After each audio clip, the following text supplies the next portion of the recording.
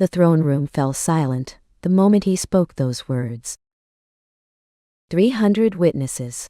One servant girl standing before the sacred Luna throne, still glowing, still blazing silver after 3 centuries of darkness, and the Alpha King turned to face his court with stone in his jaw and ice in his voice. She is not my mate. I reject the claim. The light did not fade.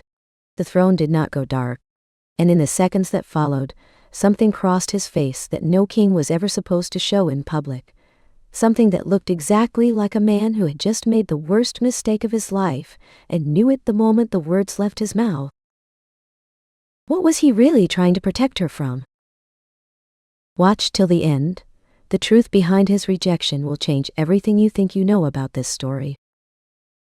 The great hall of Ironholt keeps smelled of pine resin, candle wax, and the quiet desperation of noblewomen who had spent their lives preparing for a single afternoon. Isolde pressed herself against the cold stone pillar and tried to disappear.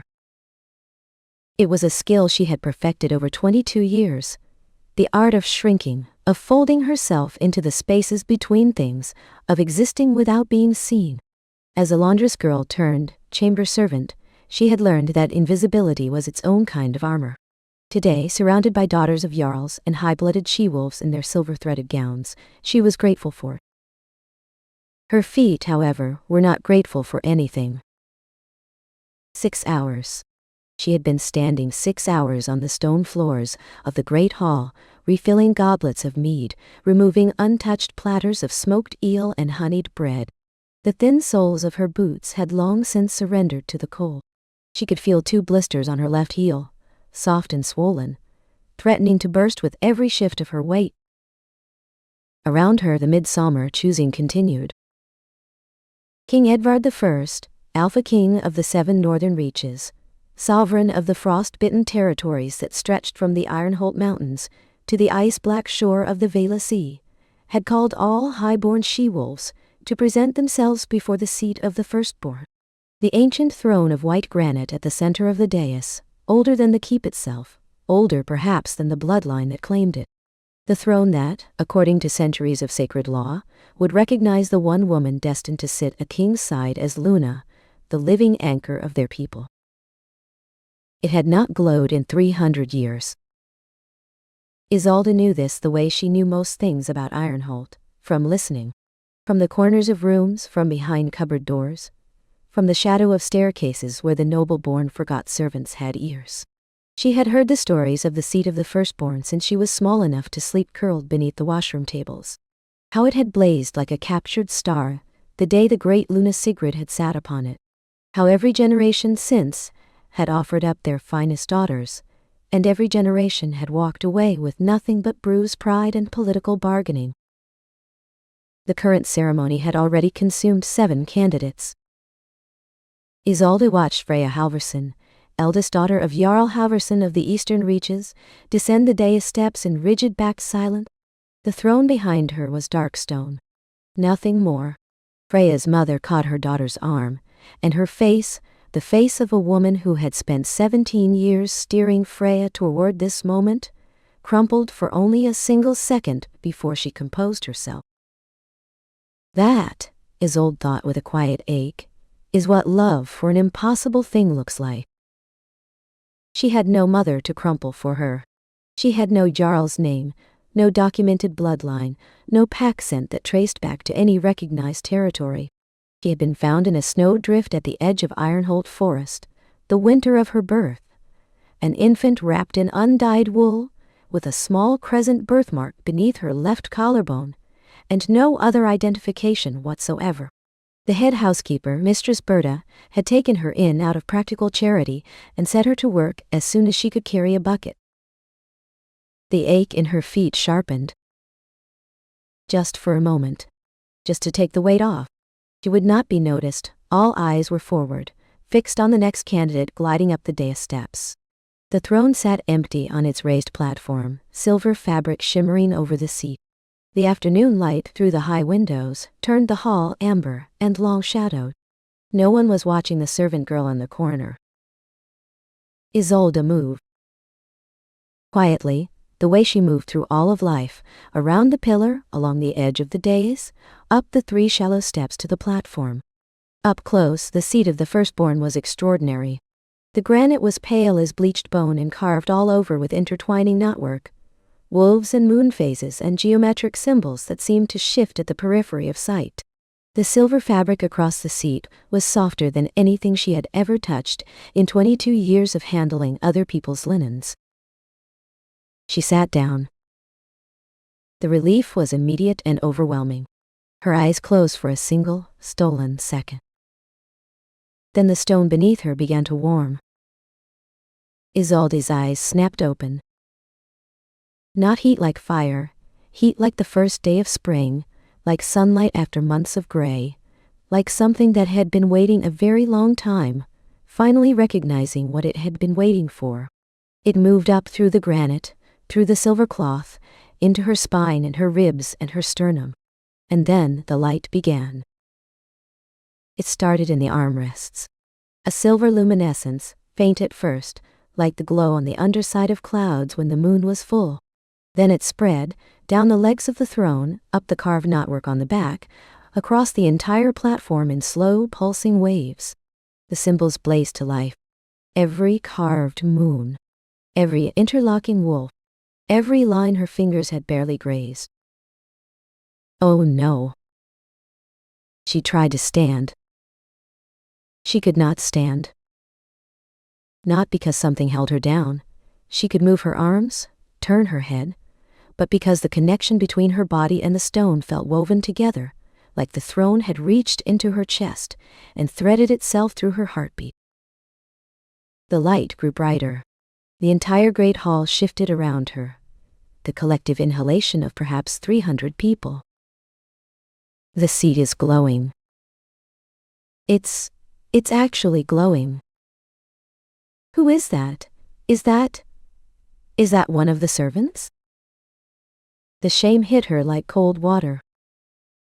She pushed hard against the armrest, felt the silver light pulse brighter with every panicked heartbeat, felt the warmth between herself and the stone thrum like a held note on a lyre. Someone screamed. Someone else shouted. She could see, through the glare of her own light, the next candidate frozen mid-step on the dais stairs, her beautiful face slack with shock and horror. Get off it. Lord Aldrich, the High Elder of the King's Council, was already pushing through the crowd, his face the color of embers.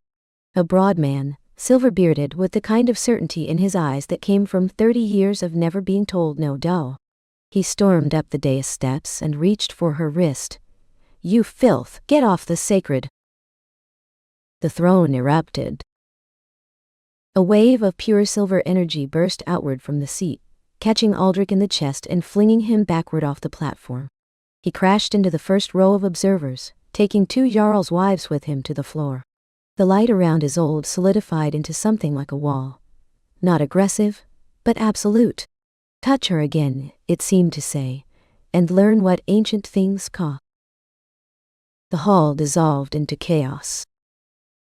Isolde sat in the center of it, wrapped in impossible light, her heart hammering so hard she could feel it in her teeth, and thought, I only wanted to sit down. The great doors at the far end of the hall slammed open. Isolde had heard King Edvard described many ways. She had heard him called hard, ruthless. She had heard the Jarl's daughters whisper about him in the corridors, their voices taking on that particular pitch, half fear, half something else, when they spoke of his face, his height, the way he moved through a room as though every object in it had already made way for him. She had never seen him close before. He walked toward the dais, and the crowd parted for him, the way rivers parted for stone, not because they chose to, but because the alternative was being swept aside. He was tall, broad-shouldered, dark-haired. His face in the amber light was all sharp angles, jaw like something quarried. He wore no crown, just a deep gray tunic, leather bracers, the iron-hulled wolf crest in silver at his throat. His eyes, scanning the hall, scanning her, were the gray of winter storms before they broke. He stopped at the base of the dais and looked up at her. Not with rage, not with disbelief, with something far more unsettling than either. Calculation. Your name, he said. His voice was quiet and it carried everywhere. Isolde. She could barely push the word past her lips. I work in the East Wing, my lord. I'm sorry. I didn't mean to. My feet, I only needed a moment to. Your family name. The old shame. The old wound that never quite closed. I don't have one. I was a foundling. I have no pack, no lineage. I am nobody. Something moved across his face. Too fast to name. He turned to address the room without taking his eyes off her. Everyone out. Lord Aldrich had regained his feet and his fury in roughly equal measure. Your Majesty, you cannot seriously intend to. This girl has defiled the. I set out. The Alpha command rolled through the room, like the first rumble of thunder before a storm breaks. Isolde felt it even through the throne's warmth, felt the weight of it press against her chest like a hand. She was not a proper shifter. She had never successfully completed a transformation, not in 22 years of trying on moonlit nights alone in the forest. But she felt his authority the way you felt a ship's wake, even when you were standing on the shore. The hall emptied. They went with resentment in their spines and fury in their eyes, but they went. The candidates and their mothers, the jarls, the High Council members with their gilded collars and their ruined afternoon. Isolde caught fragments of their faces as they moved toward the doors. Freya Halverson's expression, devastation carved smooth by discipline. Jarl Halverson himself, calculation where grief should have been. Lady Aldrich, the specific venom of a woman who had been promised something and had it stolen. The doors closed. Silence settled over the great hall like snow. King Edvard climbed the dais steps slowly. The silver light from the throne flickered as he approached, uncertain, almost curious. He stopped just outside the sphere of luminescence, close enough that Isolde could see the faint lines of silver in his gray irises. He looked younger up close than she'd expected. And older. Both at once. Give me your hand, he said. What? Your hand, give it to me. She extended her right hand without quite deciding to. It looked so wrong next to everything in this room. The rough skin, the calluses from wringing linens and hauling buckets, the dark crescent of a bruise on her thumb from where a copper vat had caught it last Tuesday. The hand of someone who served, not someone who sat on ancient thrones made of light. He reached through the silver barrier. It parted for him like smoke. His fingers closed around hers, warm, slightly rough at the palm, careful in a way that surprised her. The moment their skin touched, the light changed. It stopped its frantic pulsing, settled, steadied. The silver glow expanded outward from their joined hands, and the throne beneath her hummed with a sound. She felt more than heard, deep and resonant and profoundly old, like a bell struck in a cathedral that had been locked for centuries. Edvard looked at their hands. He was very still. When he looked up, she could not read what was in his face. The throne doesn't make mistakes, he said quietly. His thumb moved once across her knuckles, not deliberate, she thought. Not quite conscious. 300 years. Every noblewoman in the 7 reaches. All of them failed. I didn't mean to pass. That doesn't matter now. He released her hand and stepped back. The warmth remained on her skin. What matters is that you've just made a large number of very dangerous enemies. They gave her the Luna Chambers. Isolde had cleaned the Luna Chambers.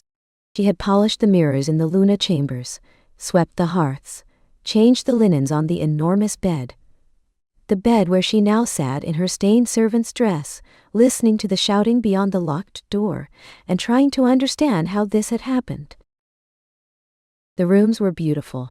silk the color of February moonlight at the windows. A bath carved from a single block of white marble. A writing desk with actual beeswax candles, not the cheap tallow stubs she burned in the servants' dormitory. A view of the iron-holed courtyard gardens, the one she had only ever seen while carrying laundry past. She had never hated a room more. Mistress Berta came at dawn.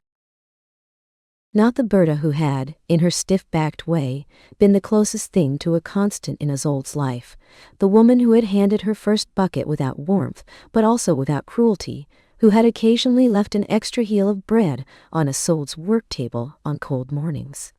This Berta came with ice behind her eyes and a clipped precision to every word.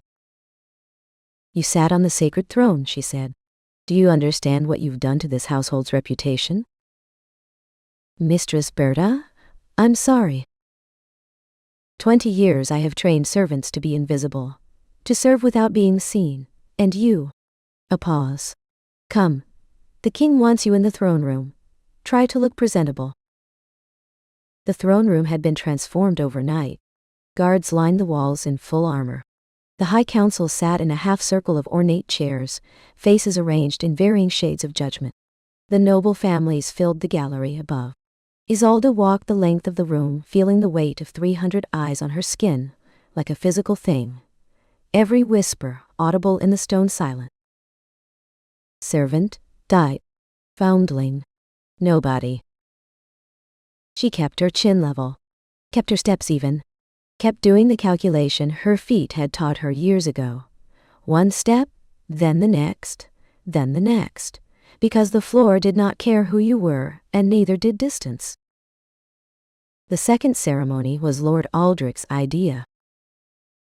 Each candidate would sit the throne again, by bloodline purity in order under controlled conditions. If the throne accepted any one of them, yesterday would be forgotten as a magical anomaly. If it did not, the foundling would be charged with magical interference. Blasphemy, a capital offense under the oldest laws. Freya Halverson went first. She climbed the dais with the disciplined grace of a woman who had been rehearsing this moment her whole life, and she sat, and the throne was stone. Cold, silent, indifferent stone. One by one they tried. Daughters of Jarls. Granddaughters of the old Luna bloodlines. Women whose family trees had been tended for generations like prize orchard. Each one climbed those 3 shallow steps with hope visible in the set of their shoulders. Each one descended with something less. The throne gave nothing. After the 8th rejection, the gallery began to fracture. Voices rose. "She's cursed it. The foundling has poisoned the stone. Burn the witch. Make her undo it." Enough. Edvard's voice. He had been standing at the edge of the council seats, watching. Now he moved, and the crowd fell silent the way crowds did around him. Not from love, but from something more fundamental. He climbed the dais and turned to face the room. "Every proper candidate has failed," he said. "Perhaps the problem isn't the girl. Perhaps it's our assumptions." He looked down at Isolde. Something in his expression was impossible to categorize. Not quite kindness. Not quite anything she had a name for. "Come here," he said. She climbed. She sat. The throne detonated with light. Silver radiance poured from the stone like water breaking through a dam, flooding the dais, cascading down the steps, filling the great hall with a luminescence that threw shadows in every direction at once. The carved knotwork blazed. The moon symbols burned. The warmth moved through Isolde's bones like a chord resolving after 100 years of dissonance. Lord Aldrich rose from his chair, purple-faced. "Impossible, she's controlling it somehow. This is dark work." "The throne has spoken twice," Edvard said, his voice cutting across every other sound. "In front of witnesses, under your conditions. Its judgment is absolute under the oldest laws, the ones you cited this morning. She has no bloodline. She has the throne's recognition, and according to the sacred texts you just invoked, that supersedes everything else." His eyes moved through the room, calm, final, devastating in their certainty. She is under my personal protection. Any action taken against her will be answered by the crown. The words fell into the room like stones into water. Personal protection. From the Alpha King. It meant something. It meant he had taken a side, and the side was hers.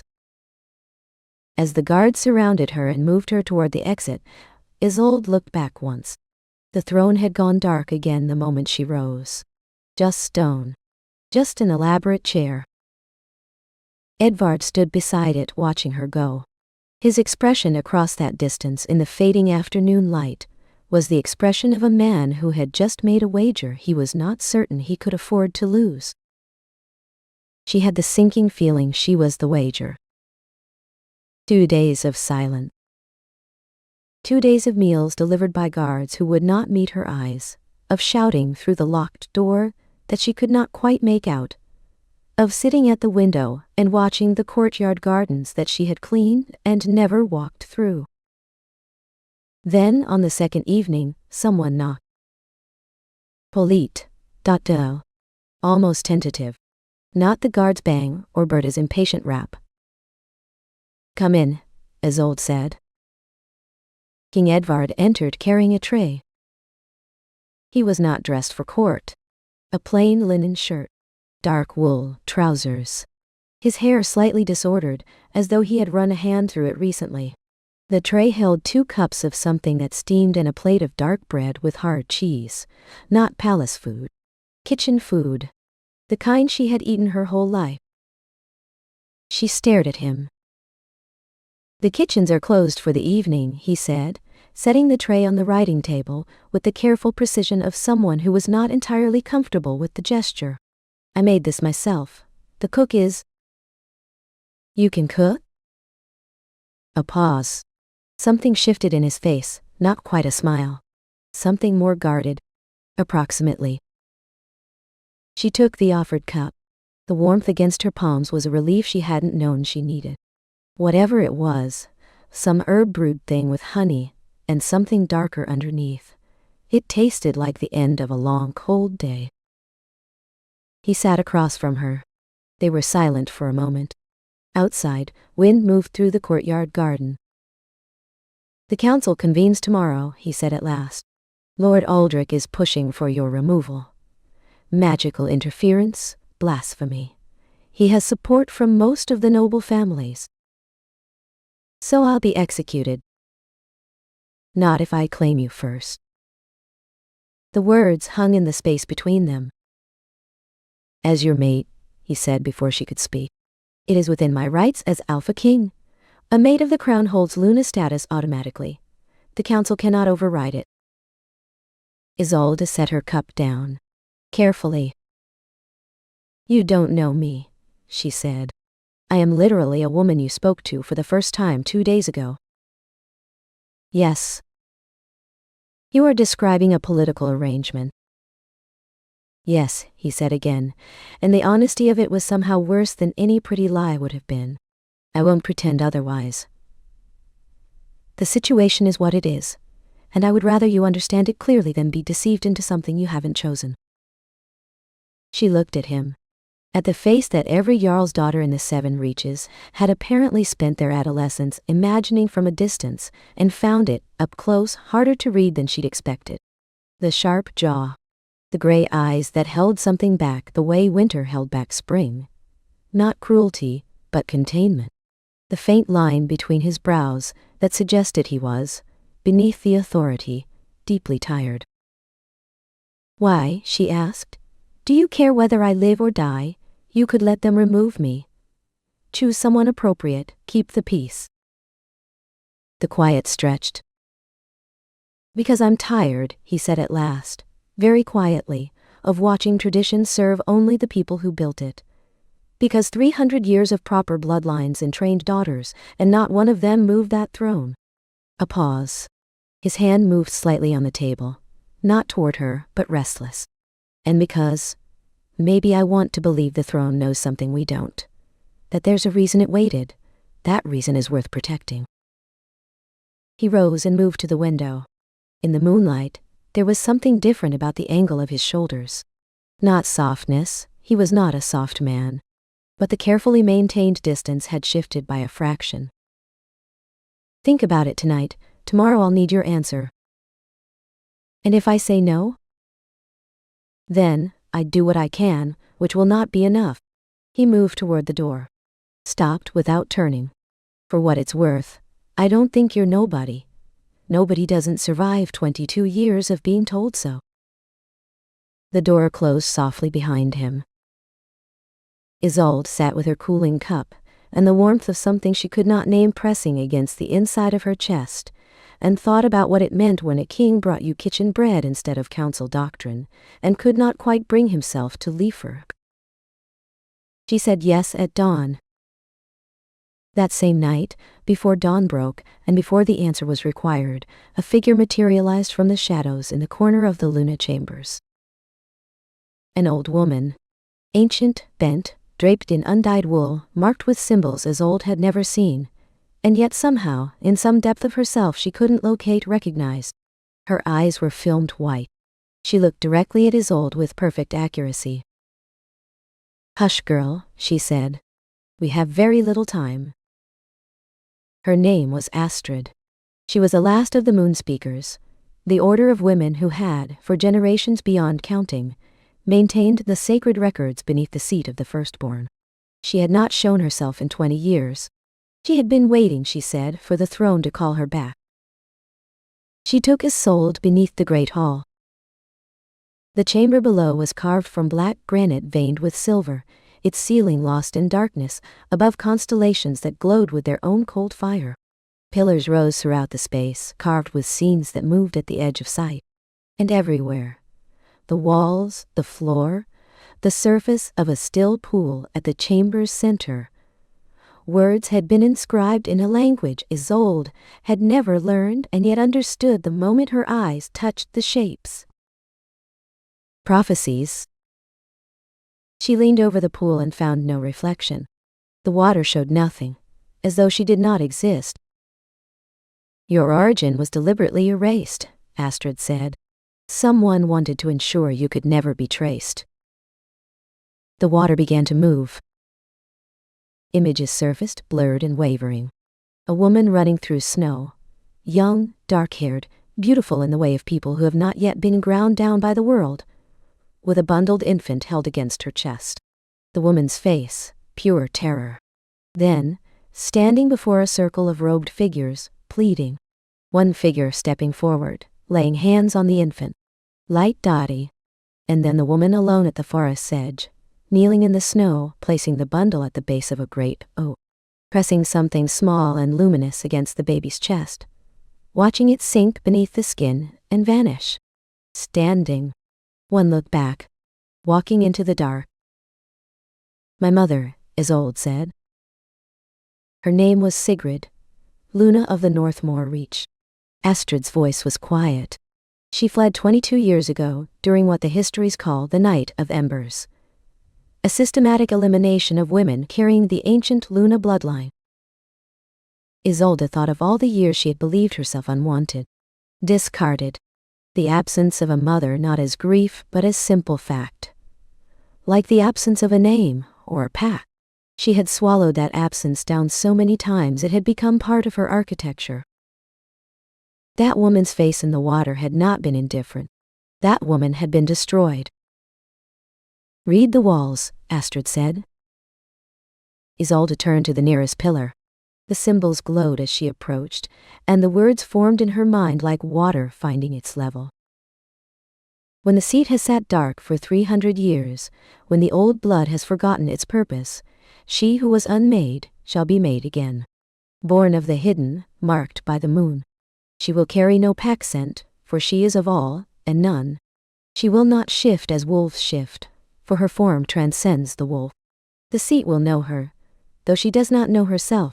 Through her the ancient pact shall be renewed, or broken, and the reaches fall to winter without end." Her inability to transform. 22 years of standing at the edge of moonlit clearings, while every other young wolf became what they were born to be. And she remained only herself, which had always seemed like not enough.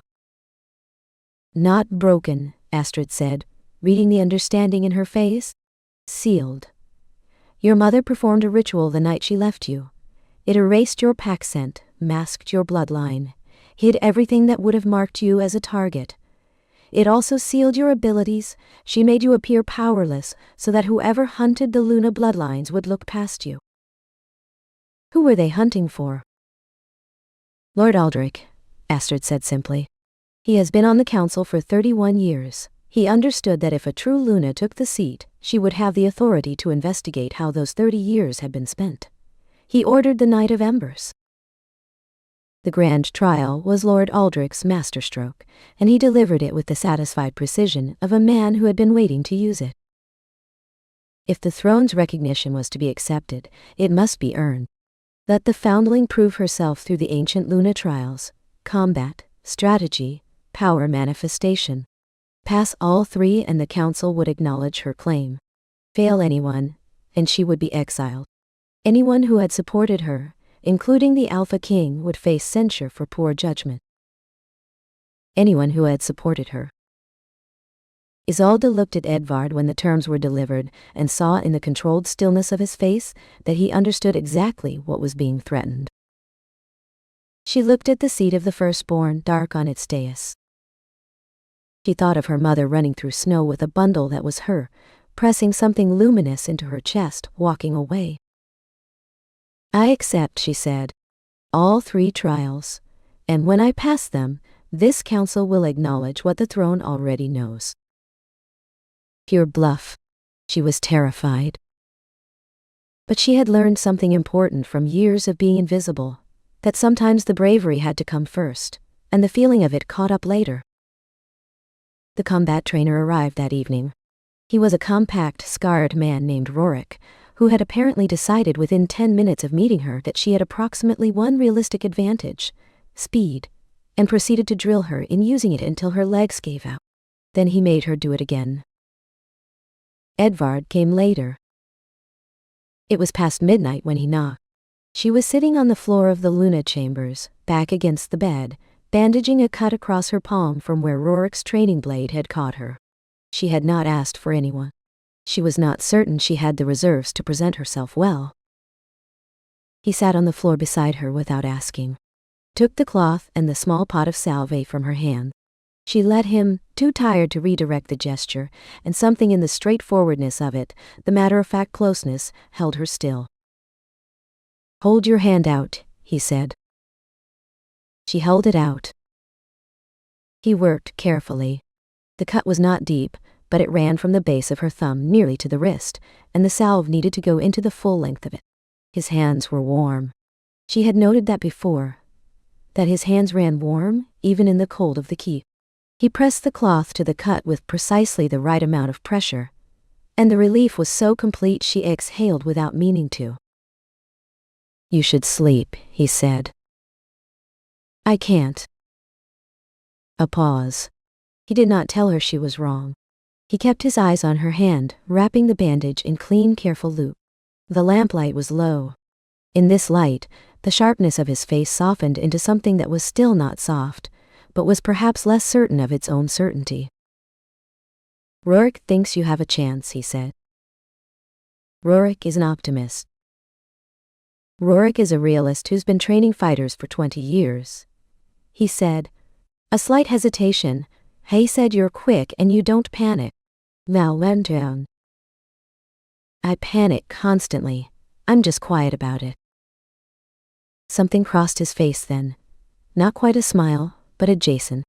He tied off the bandage and did not immediately release her hand. They sat in the lamplight with 3 inches of floor between them, and the whole weight of tomorrow pressing down on the ceiling above. Why did you bring me bread? Isolde asked. The second night? The kitchens were closed, you said. She looked at him. Why? The quiet stretched. His thumb moved along the edge of the bandage. Not quite resting against her wrist, but almost. It was such a small thing. The almostness of it was its own kind of pressure. Because, he said very carefully, you looked hungry. And I thought someone ought to. A beet. That was insufficient reasoning. It was fine reasoning, Isolde said. They sat in the silence, and the lamplight, and the almost distance, and Isolde thought, I'm going to stand in an arena tomorrow and fight for my life, and I do not know if I will win, and the most frightening thing in this room is that 3 inches. She leaned her head back against the bed. He was still sitting close enough that she could feel the warmth of him, that strange warmth that seemed particular to him, like a hearthstone that had held the sun. I keep thinking, she said, about the water in the chamber below, about her face. Your mother. She looked. Isolde closed her eyes. I spent my whole life thinking I was left because I wasn't worth keeping, and she looked like walking away from me cost her everything. He did not offer consolation. He did not produce a better narrative or a more comfortable truth. He sat in the silence of it with her, and that was, she thought unexpectedly, more than she had known to want. Survive tomorrow, he said eventually quietly. Everything else after that. Yes. She did not move. He did not move. The lamplight burned lower, and then she felt his shoulder settle, barely perceptibly, against hers, the smallest possible contact, casual enough to be deniable, deliberate enough, that she felt the warmth of it, from her shoulder all the way down through her chest. Neither of them spoke. They sat like that until the lamp burned out. Dawn broke with drums. The arena below Ironhold Keep had not been used in 50 years. It was a raw stone space, tiered seating rising on all sides around a packed earth floor, dark with the residue of ancient trials. Every seat was filled. Servants had climbed to the window ledges. Children sat on their fathers' shoulders. They wanted to watch the foundling fail. Her first opponent was Freya Halverson. Freya was trained, armored, and furious. A woman who had spent 17 years being told this throne was her destiny, now stripped of it by a servant girl who couldn't even shift properly. She was fast and controlled, and she fought with the smooth efficiency of someone who had never had to improvise. Isolde had been improvising her entire life. She used speed. She used the geometry of the arena floor. She used the fact that she had no armor, and therefore no weight to carry and no form to protect. She moved in circles around Freya, drawing wide swings, waiting for the overcommitment. When it came, she hit Freya with everything she had, not human strength, but the first crackling surge of something unlocking in her chest, silver-tinged and vast and barely under control. Freya hit the arena wall and did not rise. The second opponent was larger, smarter. He did not rush. He cut off escape routes methodically, backing her into the corner of the arena with the patience of a man paid to guarantee outcomes. He caught her once across the temple, and she went down seeing white light, tasted blood, heard Aldrich's voice from the gallery. Yes, there it is, there's your Luna. She pushed herself up. She thought of her mother in the snow. She thought of Edvard on the floor in the lamplight, shoulder pressed barely against hers, not asking her to be anything she wasn't. The thing inside her chest, the sealed thing, the hidden thing, the thing her mother had locked away to keep her alive, broke. Not slowly, all at once. Silver light erupted from her skin. Not controlled, not directed, just the raw force of 22 years of compressed power releasing simultaneously. The man was thrown backward into the arena wall with enough force to crater the stone. Isolde collapsed to her hands and knees, gasping, light pouring from her skin like something that had been held underwater finally reaching the surface. She felt the last barrier shatter. Everything her mother had sealed, every ability, every thread of the ancient bloodline, every piece of what she was, flooded through her at once. It was too much. It was enormous. It was hers. The gallery was completely silent. Lord Aldrich waited for the third opponent. The gate remained closed. Aldrich's face shifted. Commander Rorik's voice carried from the stands. There is no third opponent, my lord. You prepared two. If you want a third, a pause perfectly weighted, you'll have to go yourself. Isolde rose from the arena floor and transformed. Not the partial manifesting she'd managed before.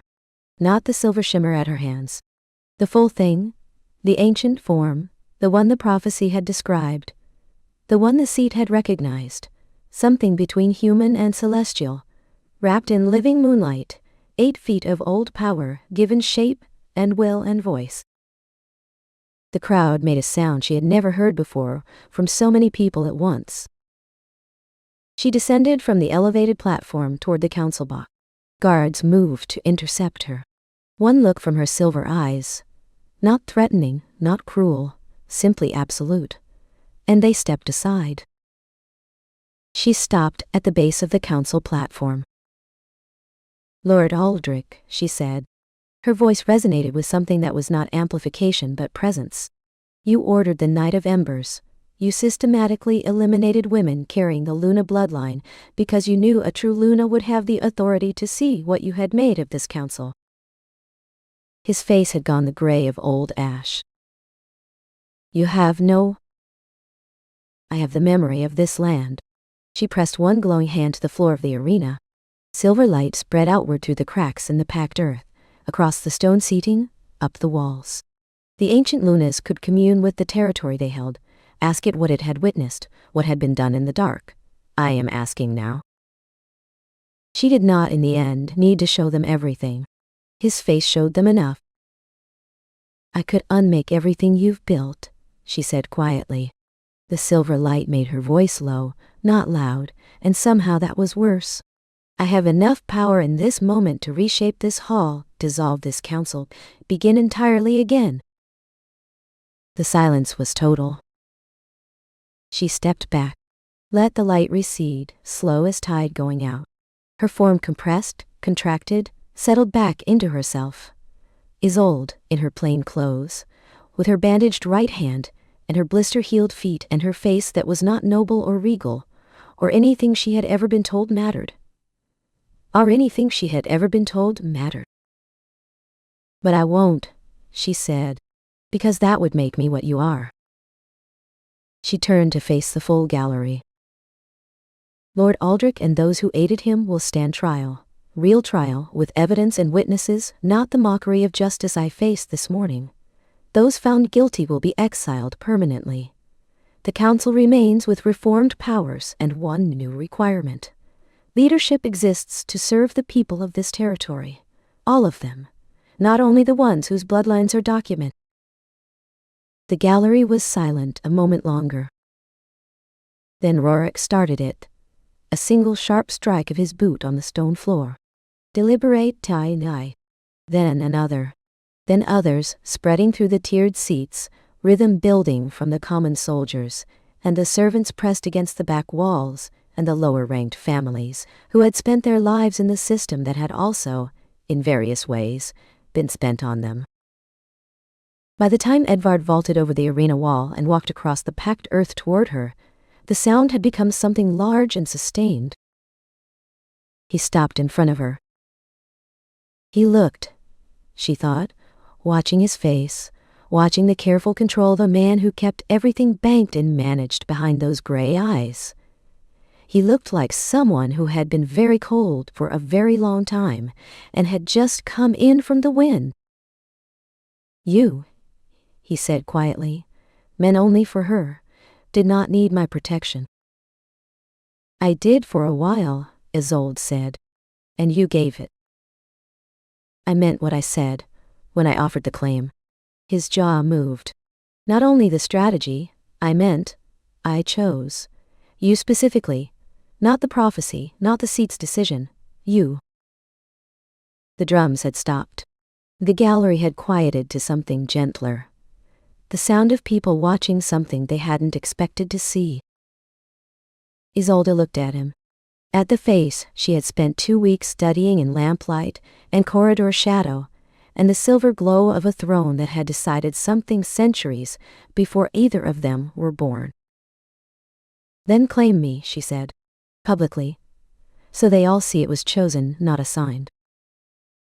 He reached out and took her bandaged hand, the same hand he had wrapped in careful loops the night before on the floor of the Luna chambers, with the lamplight burning low and his shoulder 3 inches from hers, and neither of them speaking about the warmth between them. He turned it slightly, pressed his lips to the inside of her wrist, not to the bandage, just above it where the pulse was. The gallery erupted. It was not, Isolde thought, the sound she had heard from the crowd earlier, the performance of approval, the fashioned celebration of court. It was rawer than that, more surprised. The sound of people who had expected one thing and received something they didn't have a word for yet. The winter festival at Ironholt was a quieter affair than it had once been.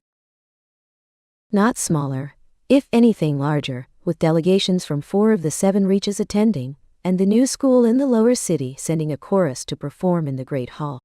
But it was less performative, less organized around who was seen and by whom, more organized around the quality of the bread and whether the hearth fires in the servants' quarters were adequately stoked. Luna Isolde stood at the window of their private apartments, the ones she and Edvard shared in the East Wing, not the North Tower where the Alpha King had traditionally kept his isolate rooms, and watched the snow begin in the courtyard garden. She could walk through that garden now. She walked through it most mornings when the sky was still dark, and the only other people up were the bakers and the night guards, and she could be Isolde from the laundry for a little while before the day made demands of her. She still brought her own bread to meetings with the High Council. Arms came around her from behind, and she leaned back without looking. Rorik's delegation arrives tomorrow, Edvard said. I know. The Eastern Reach Treaty is still unsigned. I know. You're not thinking about any of that. I'm thinking about the girl I met this morning, in the lower city. Isolde watched the snow come down. She was found in a snowdrift 2 winters ago. They've had her in the workhouse. She has a crescent birthmark on her collarbone. A pause behind her. His hold shifted, just slightly. What are you thinking? That the workhouse is warm enough this time of year, but warm enough isn't the same as right. She turned in his arms. He was still the face she had memorized in lamplight. The sharp jaw, the gray eyes that held things back, the faint line between his brows that appeared when he was thinking past what he was willing to say yet. He was looking at her now with something that had no containment in it at all. I was thinking, she said, about what it cost your mother to leave you. She didn't. Your father.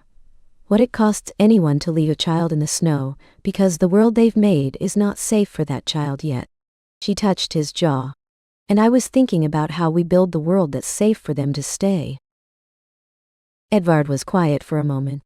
Then, one girl at a time? One girl at a time. Outside, the snow was settling into the courtyard garden, covering the paths she walked each morning, softening the edges of everything, making the world temporarily simple and white. She pressed her forehead to his shoulder. He pulled her closer, not performing it, not presenting it, just the private reality of 2 people who had chosen each other in a hall full of witnesses and continued daily to choose again. The seat didn't make a mistake, he said quietly, into her hair. No, Isolde agreed. It just had very good eyes. The snow fell. The fires burned. And in Ironholt Keep, which had been cold for 300 years, something that was not quite warmth and not quite light, but was unmistakably both moved through the stone walls from the inside out, the way spring moves through the ground before the surface knows it yet. Felt before it could be seen. Real before it could be named. Beginning, the throne had said, all those months ago in the amber light of an ordinary afternoon. Beginning. Things the throne did not prepare her for. A collection of very small, very happy moments from the life of Luna Isolde and Alpha King Edvard, who between the 2 of them managed to produce the most chaotic children in the history of the 7 Reaches. The morning incident, year 2 of the reign. The thing about being Luna, Isolde had discovered, was that no one told you about the paperwork.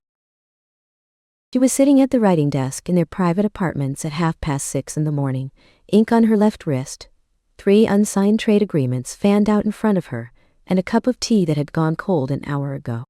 Outside, the first snow of the season was coming down in the kind of heavy, silent sheets that made the whole world look like a fresh piece of parchment. She was objectively at peace. Then the door opened, and Edvard walked in carrying their daughter. Their daughter, Mira, 2 years old, dark-haired like her father, with her mother's gray-green eyes, and apparently, the combined determination of both parents concentrated into one extremely compact person, was wearing her nightgown, one boot, only one, and an expression of profound betrayal. She bit Rorik, Edvard said. Isolde put down her quill. She what? On the hand, he was showing her his training sword. Apparently she decided she wanted it. He looked down at the child in his arms with the expression of a man who had led campaigns against 3 rival jarls and was not entirely sure he was winning this particular conflict. He said, and I quote, "She has excellent instincts." He is being very generous. He is terrified of her. Mira, apparently satisfied that she had successfully transferred custody to the more sympathetic parent, reached up and grabbed a fistful of Isolde's hair. Isolde accepted this without comment. This was simply mourning now. This was simply life. You could have kept her in bed another hour, Isolde said. I tried. Edvard sat on the edge of the desk. Something he did constantly now, with the comfortable ease of a man who had decided that being Alpha King did not preclude sitting on one's wife's paperwork. She was already standing on the windowsill singing to the snow. What was she singing? A pause. She doesn't know any words yet. It was more of a declaration. Isolde looked at her daughter, who was now attempting to eat the corner of an unsigned trade agreement. Mira. Mira looked up with her father's expression, the exact expression Edvard wore when he was in council, and someone said something he found profoundly unimpressive. It was devastating on a 2-year-old. Don't eat the treaty with the Eastern Reach, Isolde said. We need it. Mira put the treaty down. Then, with great deliberateness, picked it up again. Edvard pressed his lips together very firmly. Don't, Isolde said to him. I'm not. You're about to laugh. I am absolutely not. He laughed. Low and quiet, the laugh he saved for rooms with no one else in them. The laugh that still occasionally caught her off guard because it changed his whole face. Mira looked at her father, decided this was the correct response to all situations, and laughed too. The rolling, unself-conscious laugh of a child who has no idea how disarming she is. Isolde looked at the two of them, sitting on her paperwork in the gray morning light, laughing at nothing. Nobody told me about this either, she thought. The good kind of unprepared. Conversation overheard, Year 4. The conversation was recorded faithfully by Steward Henning, who was trying very hard to pretend he was not listening from the other side of the door. Location: the Royal Kitchens, 3rd hour after midday. Present: Alpha King Edvard, Prince Arn, age 1.5, a significant quantity of flour. No. Unintelligible, toddler, vocalization. Arn, what I'm telling you is that the flour goes in the bowl, not on the floor. Sound of flour hitting stone floor. I see, we're doing this. Silence, possibly the silence of a grown man trying to decide if he outranks a toddler. If I put it in the bowl, will you stop? No, don't. That's the salt, that's Arn. Your sister is not here to be covered in... Sound of Mira, apparently present after all, at volume. That was an accident. Mira, it was an accident. Stop. No, do not throw that back. Extended chaos. Duration, approximately 4 minutes. Door opens. Isolde, what happened? Edvard, Pause. Oh, we're making bread. Isolde, you are covered in flour. Edvard, yes. Isolde, both children are also covered in flour. Edvard, the bread is going very well. Silence. Tet. Isolde, this is your fault. Edvard, in what possible? I was supervising. Mira, proudly bread. Edvard, see, she understands the vision. Stuart Henning, at this point, removed himself from the vicinity before he did something undignified. The night Isolde found the letters, Year 5. She was not snooping. She was reorganizing the bookshelf in Edvard's study, a task that had needed doing for months, and which Edvard kept deferring on the grounds that he knew where everything was, a claim she found increasingly difficult to credit given that she had just found a signed military treaty from 3 years ago wedged behind a volume on northern fishing.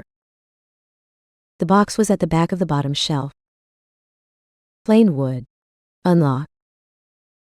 She would not have opened it except that it tipped when she moved it, and the lid came loose, and the contents half spilled onto the floor, and at that point curiosity was simply physics.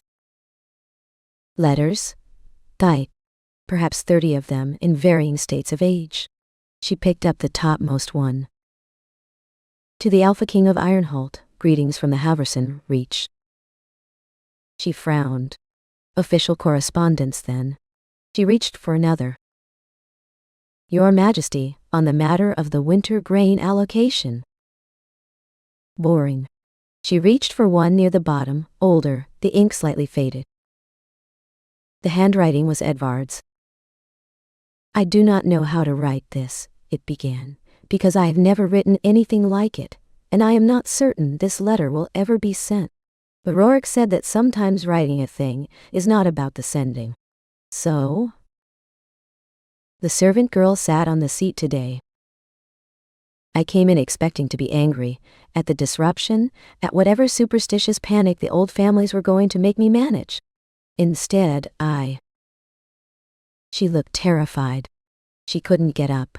The entire hall was screaming at her, and she was just sitting there, this small person in a stained uniform, wrapped in light that shouldn't exist, and she looked terrified in the specific way of someone who has never once in their life been the center of anything, and would give almost everything to stop. I recognize that. I don't know what that says about me. I think the throne saw something. I think it has been waiting a very long time, and it recognizes patience because it is, itself, very patient. I don't know what comes next. I know that she said she was nobody. I know that I can't stop thinking about the way she said it, like it was simply a fact she'd accepted, like hunger or cold weather, like she'd never considered it might be wrong. I'm going to bring her bread tomorrow. It's a ridiculous impulse. I'm going to do it anyway.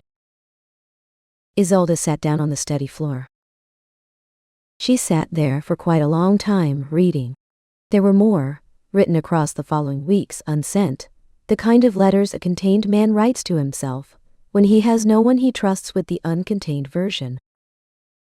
She argued with Lord Aldrich today in front of the full council and did not flinch once. I keep noticing her hands. This is not appropriate. I'm noting it for accuracy. I said I chose her for strategy. That was half true. The other half I am not yet prepared to write. She fell asleep against my shoulder in the garden, and I didn't move for an hour. Rorik saw. Owen. He is going to be insufferable about this. She was still sitting on the floor when Edvard came in. He stopped in the doorway, looked at the box, looked at the letters in her hand, looked at her face. A very long pause. Rorik told you to write your feelings down, Isolde said. Rorik. He is wiser than he appears. I keep noticing her hands. This is not appropriate. I am noting it for accuracy. The tips of Edvard's ears, she was delighted to discover, went slightly red. That was a private. I said I chose her for strategy. That was half true. She looked up at him. Half true. He crossed the room, sat down on the floor beside her, just as he had years ago in the lamplight of the Luna chambers, and took the letters from her with great dignity and put them back in the box. The bread, Isolde said.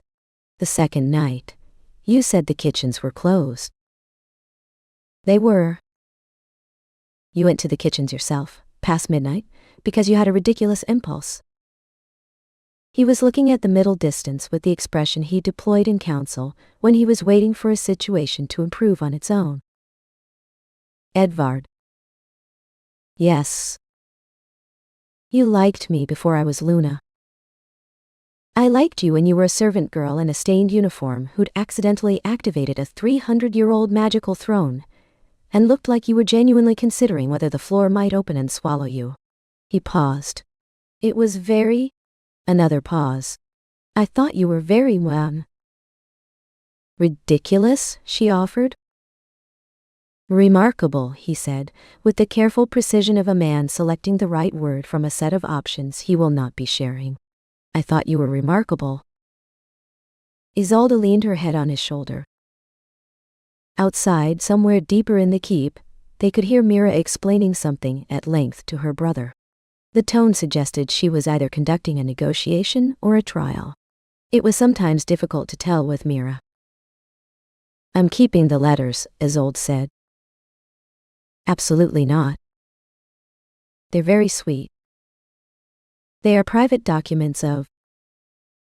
I keep noticing her hands, Isolde said, in her most solemn voice. This is not appropriate. I will burn them. You won't.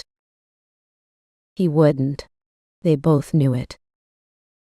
The solstice feast was the largest gathering of the year.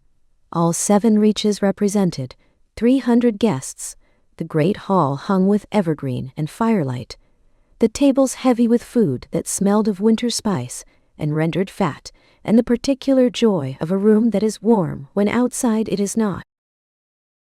Luna Isolde sat at the high table and smiled at dignitaries and ate almost none of her food because someone always needed something, and that someone was usually either a Jarl or her daughter. Mira was 4 now. She sat between her parents with the self-possessed gravity of a child who had been brought to enough formal occasions to understand that formality was a thing that existed and had privately decided it did not apply to her. Jarl Eriksson of the Northern Reach, seated across the table, leaned forward with the fondness of a man who had watched Isolde transform the council and had decided he was fully in favor of everything she did. And what does the young princess think of the feast? Mira considered this with great seriousness. It's good, she said. Papa made the bread. A small ripple of surprised amusement down the table. Several faces turned to Edvard, who was eating his dinner with the expression of a man who had not heard anything. The king bakes? Jarl Eriksson said. He is not very good, Mira added helpfully. But Mama says it's the trying that matters. I did not say that about the bread specifically, Isolde said. You said it about a lot of things. About sword fighting, Mira. I said it about. Papa tried very hard, Mira said with the magnanimity of someone distributing charity. It was almost bread. Edvard set down his fork. He looked at his daughter. His daughter looked back at him with his own expression, the flat, unimpressed look that had made grown Jarls reconsider their positions, deployed now entirely against him. It, he said, was perfectly acceptable bread. It was a little flat, Mira said. It was... Arne didn't want to eat it. Arne is 18 months old, he eat. He gave it to the dog. The table was, by this point, not even attempting to hide it. Jarl Eriksson had his goblet pressed to his face. 2 of the council members were examining the ceiling. Isolde, who was biting the inside of her cheek hard enough to be medically interesting, reached over and put her hand on Edvard. "It was very good bread," she said. "Thank you," he said, with great dignity. "Rorik said it was dense enough to use as a training weight," Mira added. Mira, die.